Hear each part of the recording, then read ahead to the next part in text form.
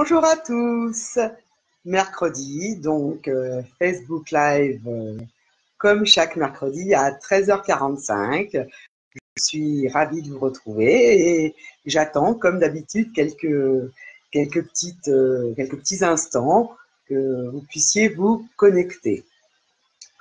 Je ne sais pas si j'ai déjà du monde en ligne. J'espère que la connexion va être bonne parce que ici, dans le sud de l'Eure-et-Loire, il y a beaucoup de vent. Et en général, je ne connais pas les effets enfin, le pourquoi de la cause à effet, mais quand il y a beaucoup de vent, la connexion est un petit peu moins bonne. Je ne sais pas s'il y a déjà du monde de connecté, puisque je ne travaille sur ces lives qu'avec un seul écran. Je vais peut-être passer à un deuxième pour pouvoir plus facilement gérer vos commentaires et les compteurs. Donc, n'hésitez pas à me faire un petit coucou, à me dire, comme d'habitude, si vous êtes avec moi, à me dire si vous avez bien travaillé durant cette semaine, si vous avez mis en application quelques-unes des idées concernant la prospection. Manifestez-vous. Je ne sais pas s'il y a du monde, je ne vois personne là. Faites-moi un coucou, un pouce, un cœur, je regarde. Je ne sais pas du tout ce qu'il en retourne aujourd'hui. Certains ont pris des vacances, d'autres pas. Est-ce que vous avez pu vous ressourcer, laisser votre esprit vagabonder pour avoir de nouvelles idées? Manifestez-vous, je me sens seule. Bon, je ne vais pas prendre trop longtemps. Je démarre. Je vais commencer comme d'habitude à faire un petit rappel puisque certaines personnes m'ont dit qu'elles ne me connaissaient pas encore. Je suis Sabine Rose Aransco-Moreau, le président de Mars, donc, parce que vous êtes sur la page de Mars. Mars a pour vocation d'accompagner les entreprises dans leur développement. Notre job, c'est de trouver des solutions pour vous permettre de vendre plus et mieux, puisque nous mettons toujours le conseil en priorité. Le but de la manœuvre est d'avoir des clients, de les fidéliser, de les garder et qu'ils soient vos meilleurs ambassadeurs. Mon rôle à moi dans cette structure, c'est le consultanat et ma spécialité, c'est l'organisation, le management. Je suis un aspirateur à erreur, ce n'est pas moi qui le dis, ce sont mes clients, et un catalyseur de réussite. Toujours dans la même idée, j'apporte des solutions et je vous aide à développer votre performance commerciale par différents biais, puisque c'est dans le cadre d'une stratégie globale qu'on peut mettre en place les bonnes actions. Bon, comme d'habitude, ça y est, je vois que du monde arrive. Comme d'habitude, je vais commencer donc par répondre aux deux questions les plus récurrentes de la semaine passée. La première, si je ne m'abuse, j'ai toujours mon petit cahier, bien sûr. Là, ah, ça y est, je vois que du monde. Bonjour, bonjour. Je ne sais pas qui est là. Si, ça y est, j'en vois arriver certains que je connais. Hello. D'autres, je ne sais pas qui c'est. Comme d'habitude, j'ai mon petit compteur. Alors, je reviens à mes deux questions récurrentes. La première, qui revient curieusement par rapport à la prospection, c'est comment gérer les imprévus. Alors, j'ai eu différentes questions qui tournaient autour de ce thème. Alors, gérer les imprévus, ça peut revêtir bien des formes. Donc, je ne sais pas ce que vous avez voulu dire par là. Donc, il faudrait aller un petit peu plus loin dans la gestion des imprévus. Certains m'ont parlé du temps, mais la gestion du temps et la gestion de l'imprévu, même s'il arrive très souvent que ça peut se recouper, ce sont deux choses tout à fait différentes. Gérer les imprévus, oui, ça fait perdre du temps. Donc, le temps a un rôle primordial puisque le temps, c'est une des seules choses qu'on ne rattrape jamais. Mais la gestion des imprévus, je dirais presque que c'est une seconde nature pour les entrepreneurs.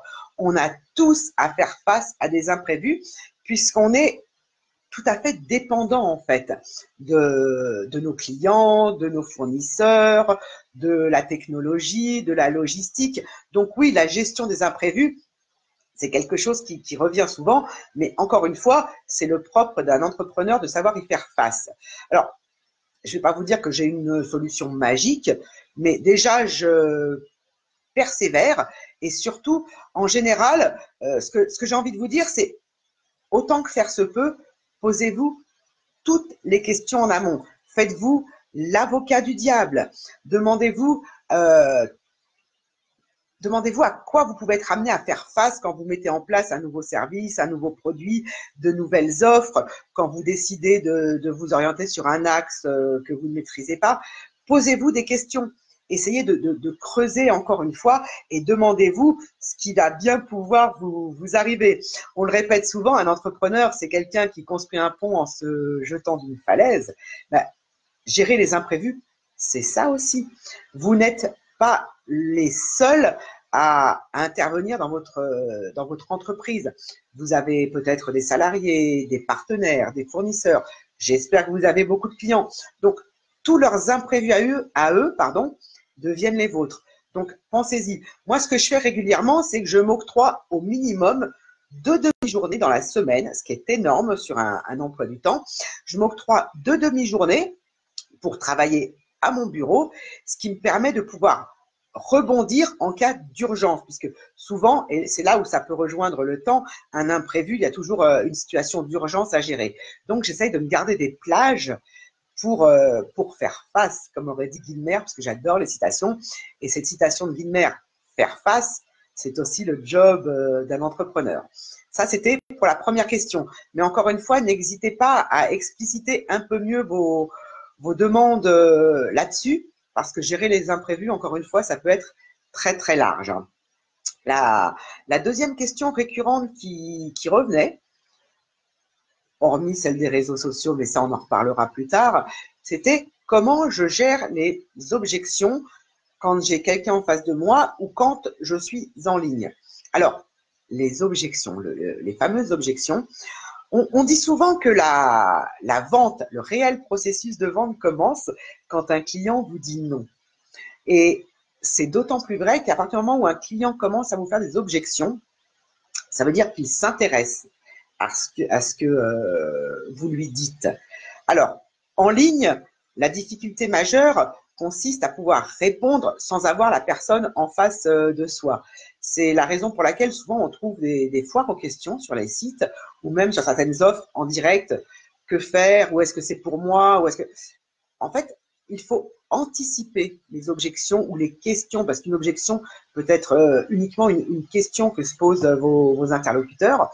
C'est anticiper ce qu'ils vont pouvoir objecter et y répondre par avance.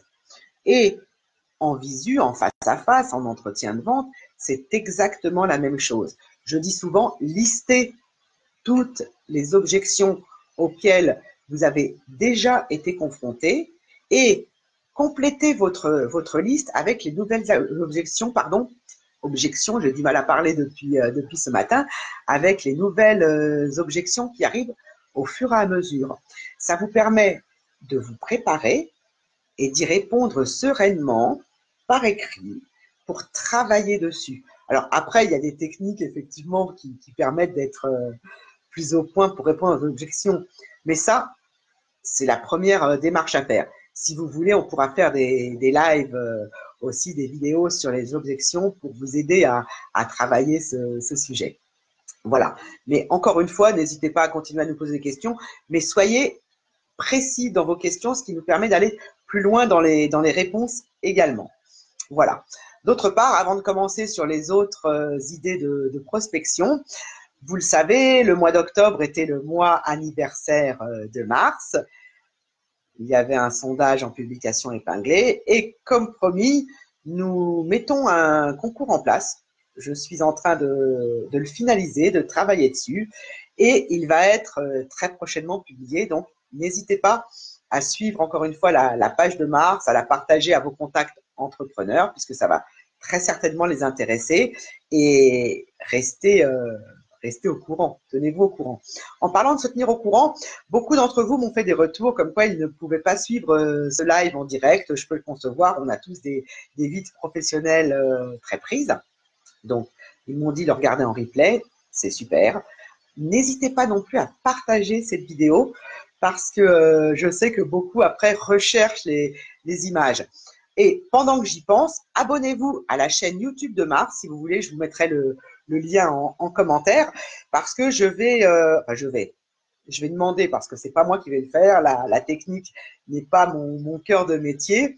il vaut mieux que chaque personne soit professionnelle dans son domaine. Donc, je laisse la technique à ceux qui la gèrent très bien. Et donc, on va mettre toutes les vidéos dans l'ordre au fur et à mesure sur la chaîne YouTube de Mars. Et il y en aura certainement d'autres. Donc, abonnez-vous d'ores et déjà à la chaîne YouTube pour voir les vidéos dans le bon ordre avec tous les conseils, les bonnes astuces, les bonnes pratiques. Voilà. Bon, on rentre dans le vif du sujet que vous attendez aujourd'hui, donc la prospection, encore et toujours, et la prospection surtout détournée pour pouvoir vendre sans avoir à se vendre, puisque ce n'est pas dans la nature humaine d'aimer ça, sauf pour certains énergumènes. Donc la prospection. D'autres idées de prospection, je regarde mon cahier. Alors, une que j'aime beaucoup, c'est le réseautage. Participer à des événements en ligne ou en présentiel, mais encore une fois, discuter avec des gens lors d'événements, lors de petits déjeuners, d'apéros, dans des groupes de discussion, ça ne se limite pas à un échange de temps à autre. Quand vous rencontrez quelqu'un lors d'un événement, souvent il y a un échange de carte de visite. Et le fait d'échanger votre carte de visite, c'est pour vous une des clés pour ouvrir une porte qui vous permet ensuite de continuer à échanger justement. Donc, participer à un événement, c'est bien, mais le réseautage, la prospection détournée ne s'arrête pas là. Vous avez rencontré quelqu'un avec qui vous avez échangé, le pitch d'introduction est forcément très important, il vous a remis sa carte. N'hésitez pas à J+2 ou plus une semaine, en fonction du temps que vous avez aussi devant vous, à envoyer un mail à cette personne, puisque sur sa carte de visite, il y a bien souvent son adresse mail, c'est même souhaitable vu la technologie actuelle. Donc, rappelez-vous à son bon souvenir, rappelez-vous comment vous l'avez rencontré, rappelez-vous à lui en lui expliquant les sujets que vous avez abordés ensemble. N'hésitez pas à lui demander comment vous pouvez lui être utile, puisqu'il y a un échange de bons procédés. Et c'est aussi comme ça que vous faites de la prospection détournée, en gardant des contacts. Parce qu'il ne suffit pas, encore une fois, de voir quelqu'un une fois pour créer du lien. Vous vous souvenez ce que je vous avais dit dans une vidéo précédente. Pour marquer les esprits et être remarquable par la force des choses, il faut avoir été en contact au moins 7 fois avec un interlocuteur. Et là, vous l'aurez marqué. Et comme ça, il aura le réflexe très certainement de penser à vous s'il rencontre quelqu'un qui peut avoir besoin de vos services. Et peut-être même lui. Donc, n'hésitez pas à garder le contact et encore une fois, à créer cette relation de confiance. Puisqu'on parle de réseautage, la prospection détournée peut relever également du pitch, de l'élévateur pitch, de la bonne présentation que vous faites en un très court instant, mais qui vous permet de susciter l'intérêt et après de développer si la personne que vous avez en face de vous le demande, bien sûr. Donc, soyez vigilants et gardez le contact et entraînez-vous à vous présenter. On pourra en reparler aussi parce qu'il y a des méthodes et des techniques qui sont là pour vous mettre sur les rails. Et un pitch, ça se travaille. Bien, une autre méthode de prospection que je vois peu en ce moment, ce sont les journées portes ouvertes. Alors, en présentiel, vous avez des locaux, vous faites une journée porte ouverte, vous invitez les gens à venir vers vous. Vous créez de la gestion de trafic. Sur votre site internet, sur les réseaux sociaux, c'est la même chose. Invitez encore et toujours les gens à vous contacter. Il n'y a pas qu'en présentiel que ça fonctionne. Créez ce trafic, créez cet élan de partage. Les gens ont besoin de ça, à plus forte raison les entrepreneurs. C'est une autre des méthodes de prospection. Quand vous travaillez en local, vous avez des bureaux, faites-les venir. Organisez des visites de votre entreprise, organisez des ateliers pour vous montrer, pour apporter une plus-value à vos prospects, pour qu'ils deviennent des clients, bien sûr. N'oubliez jamais ça non plus.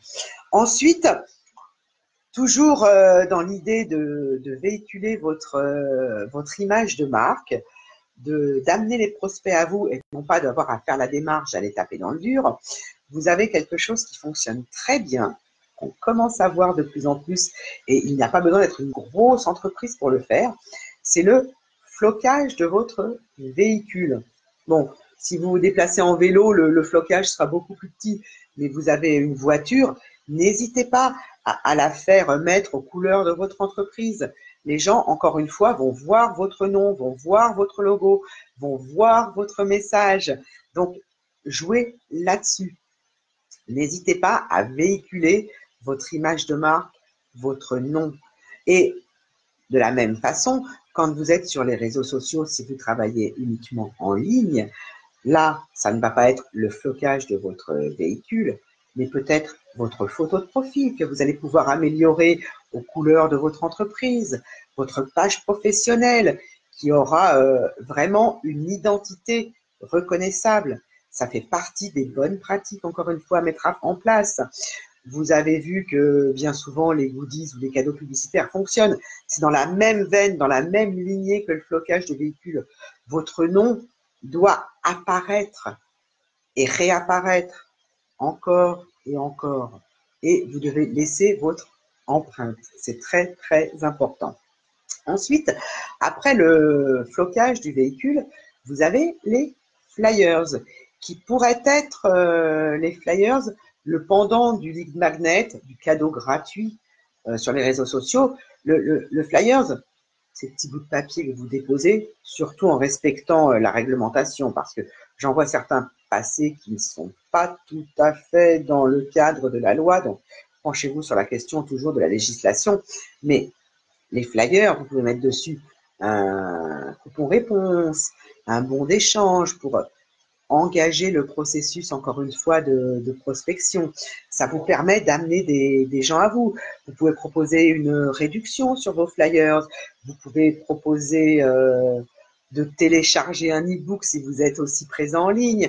Vous pouvez proposer un premier rendez-vous gratuit. Donc, ce flyers vous permet également d'amener à vous votre cible idéale que vous avez, je le rappelle, et j'espère, bien travaillé en amont. Vous êtes capable de répondre à sa demande. Donc, encore une fois, c'est une histoire de positionnement. Donc, n'hésitez pas à penser flyers, mais surtout à les distribuer ou à les déposer à des endroits qui vont être stratégiques pour vous. Parce que distribuer du flyers pour distribuer du flyers à un coin de rue, si vous avez une boutique à l'angle suivant, c'est très bien. Mais si vous voulez chalander un petit peu plus loin ou plus ciblé, puisque c'est de ça dont il s'agit, demandez-vous où va votre cible idéale, où vont vos clients idéaux, est-ce qu'ils fréquentent tel ou tel endroit. Et c'est à ces endroits-là, justement, que vous allez devoir laisser vos flyers ou demander qu'on les distribue, puisque le but de la manœuvre, encore et toujours, est de toucher votre cible idéale, votre futur client avec lequel vous allez prendre du plaisir à travailler et surtout à qui vous allez offrir un résultat optimal. N'oubliez jamais de parler de résultats et de bénéfices. Vous apportez une valeur à vos clients. Et il faut toujours garder ça en tête. D'accord ?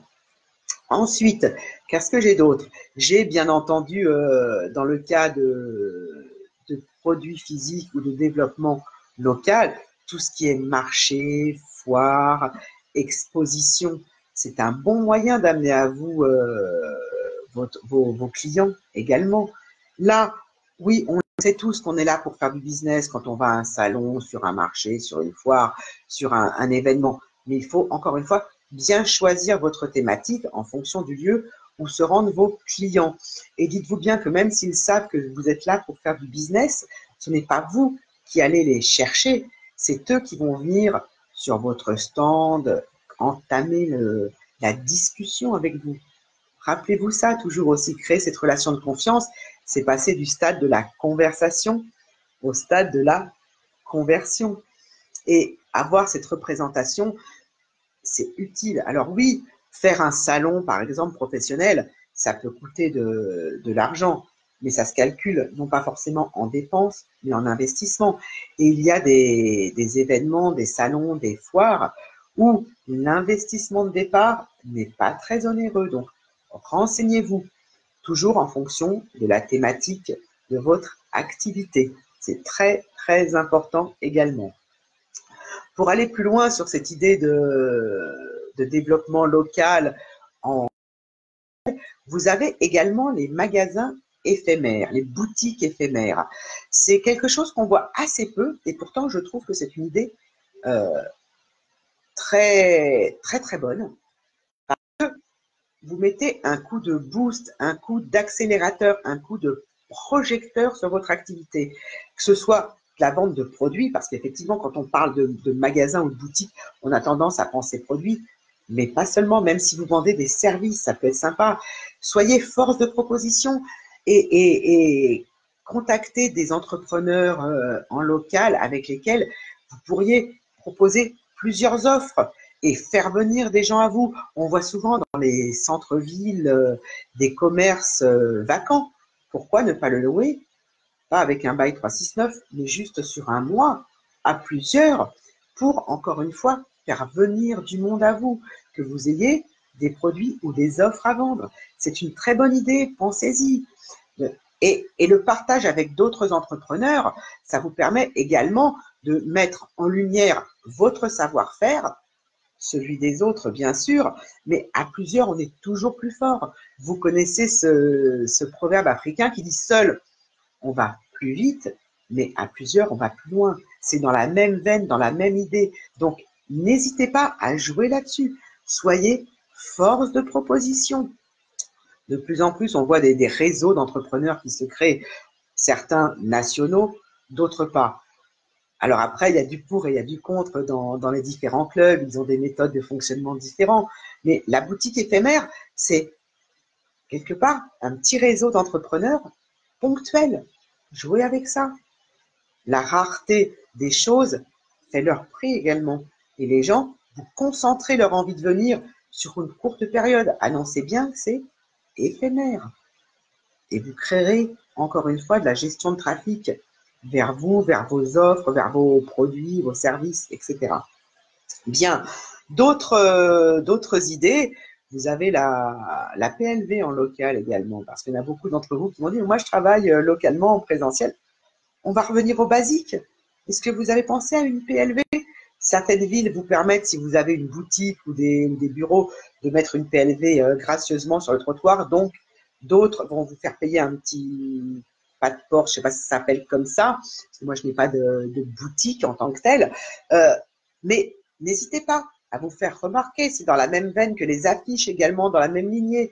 Il faut qu'on vous voit et qu'on vous revoie. Je vous parlais tout à l'heure des 7 entrées en contact avec quelqu'un pour qu'il se souvienne réellement de vous et de ce que vous avez à lui proposer. Au même titre, rappelez-vous ce que je vous avais dit dans une vidéo précédente. Pour qu'un prospect devienne client, donc qu'il achète votre offre, en moyenne, il faut qu'il ait été en contact avec votre offre 16 fois. 10, 16.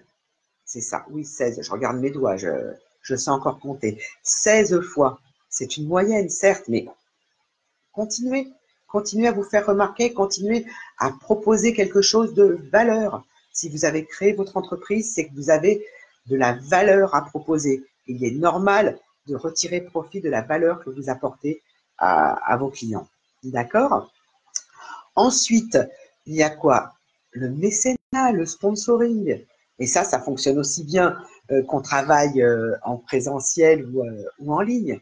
Alors, quand on parle de mécénat, souvent on a l'impression qu'il y a des sommes énormes en jeu, que ça va nous coûter beaucoup, beaucoup d'argent. Oui, il y en a qui affrètent des bateaux, il y en a qui affrètent plein de choses comme ça. Sur les voiles, les catamarans, durant certaines courses, je pense notamment à des choses qui se sont passées récemment, ça coûte beaucoup d'argent.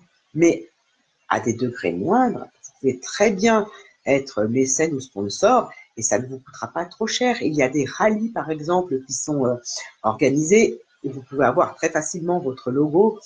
Il y a des courses en local qui sont organisées. Donc, n'hésitez pas à vous renseigner. Vous pouvez sponsoriser un coureur durant un marathon, une voiture durant une course. Il y a plein de choses qui sont faites. Il y a le Téléthon très prochainement. Vous pouvez être partie prenante et aider une bonne cause et en plus vous mettre en avant. Donc, pensez à ça. Et ça peut démarrer vraiment avec très peu de budget, parce que quand on n'est pas forcément une grosse entreprise, les budgets s'en ressentent, certes, mais n'hésitez pas à vous renseigner et à mettre en avant d'autres entrepreneurs, parce qu'un sportif, quelque part, c'est un entrepreneur. Il a mis en place une entreprise, il va de l'avant, tout comme vous, vous devez aller de l'avant. Donc, pensez toujours à véhiculer votre image de marque, votre nom. Et le logo, c'est bien, mais pensez à la baseline que vous pouvez y mettre, la baseline, la petite ligne que vous pouvez mettre en dessous de votre logo, votre message personnel, votre accroche qui va parler au cœur à votre client idéal, encore une fois. Et plus on vous verra, mieux ce sera, sans fatiguer les gens, bien entendu.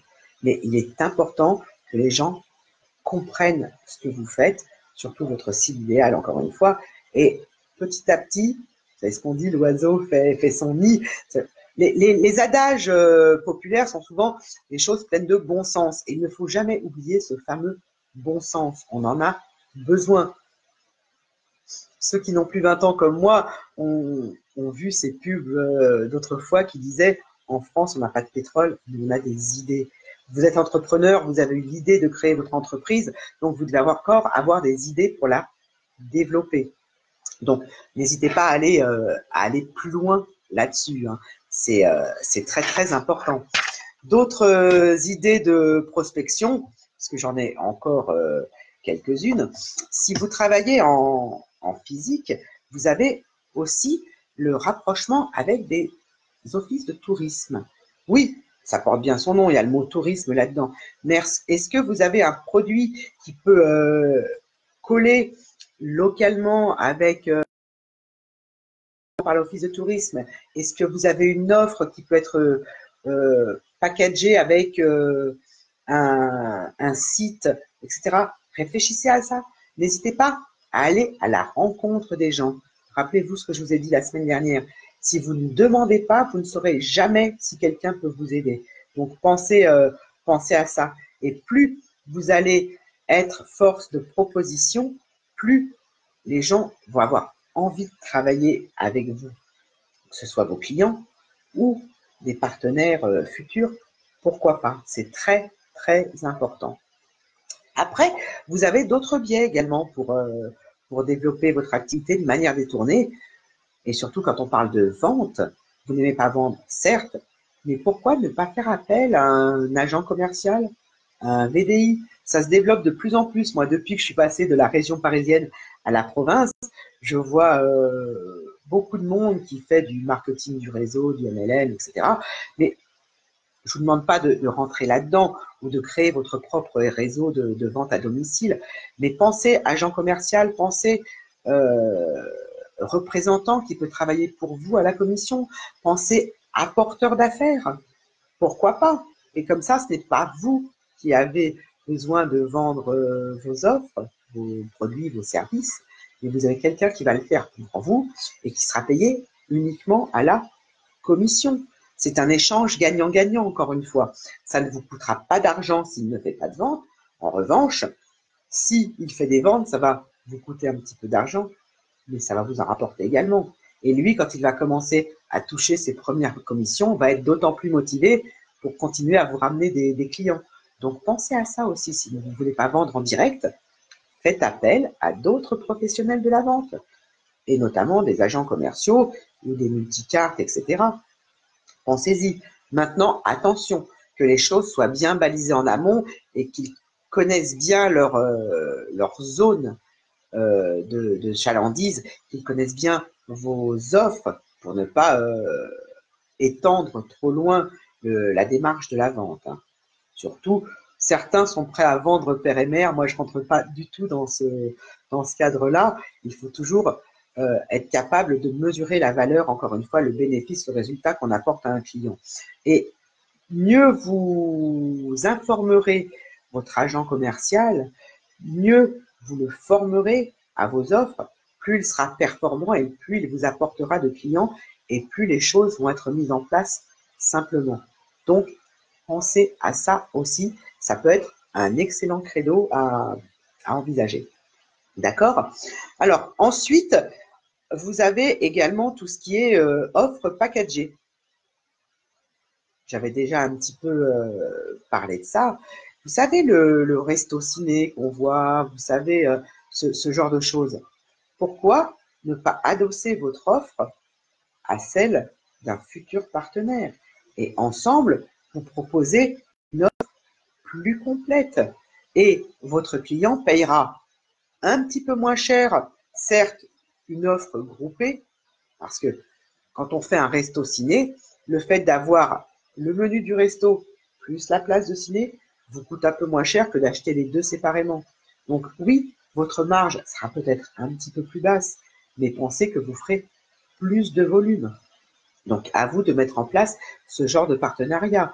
Et en général, les clients adorent avoir un point d'entrée unique, un interlocuteur unique, ce qui leur permet d'être rassurés. Encore une fois, cette relation de confiance. Et vous avez des clients qui vont venir à vous pour avoir cette offre packagée ou qui vont venir de l'autre côté, par l'autre biais, par votre partenaire. Donc, vous démultipliez votre vitrine quelque part et vous démultipliez le potentiel que vous avez de vendre une offre, puisqu'elle rentre par deux axes. Donc, pensez à ça, ces offres packagées qui fonctionnent très très bien. Ensuite, vous avez, encore une fois, le cashback. Ça, le cashback, on le voit beaucoup en ligne et très peu en présentiel. Mais on peut le travailler de la même façon. Vous achetez chez nous et effectivement, au bout de tant d'achats, offres, produits, encore une fois, services, etc., vous récupérez de l'argent, ce qui vous permet de réacheter. Mais ça, c'est un cercle vertueux et tout le monde y gagne. Un client fidèle, il faut qu'il ait des récompenses. Fut un temps, on voyait souvent les offres de téléphonie où, pour attirer des nouveaux clients, ils avaient des tarifs très très bas, alors que les clients fidèles ne profitaient, ne profitaient pas de leur fidélité. Là, le but de la manœuvre étant de faire en sorte que les nouveaux clients aient des avantages en venant chez vous, mais également et surtout vos clients fidèles, qu'ils gagnent sur tous les points. Ils gagnent parce qu'ils achètent chez vous, donc ils gagnent votre proposition de valeur, votre produit, votre service, parce qu'il obtient une transformation, un résultat, des bénéfices.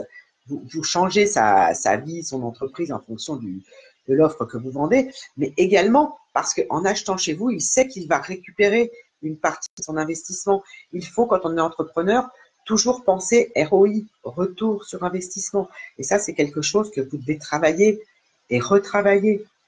Vous savez, le propre d'un entrepreneur, c'est aussi de tester des choses qui fonctionnent. Et plus ça fonctionne, plus il faut les mettre en avant et recommencer et toujours améliorer le système, d'accord? Il est déjà 14h18, ça passe effectivement toujours très vite en votre compagnie. Donc, je vais m'arrêter là pour aujourd'hui. Je vous dis à la semaine prochaine.